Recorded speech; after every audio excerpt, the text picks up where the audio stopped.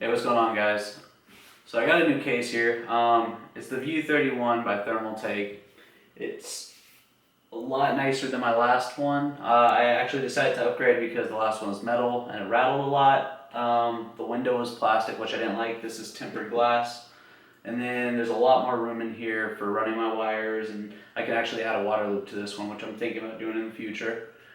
This is kind of a tutorial. I'm not really going to talk a lot during it, so you can kind of just watch what's happening. But basically, a lot of people forget how to swap their cases or move around the components because a lot of people do it once and then they're done. Or you're just the guy who ordered a PC from CyberPower or one of those companies and you really don't know what you're doing. So you can watch this. It's very basic. Just make sure you guys are either discharging on the inside by touching the power supply, or you have an anti-static wrist strap that you can plug onto the frame.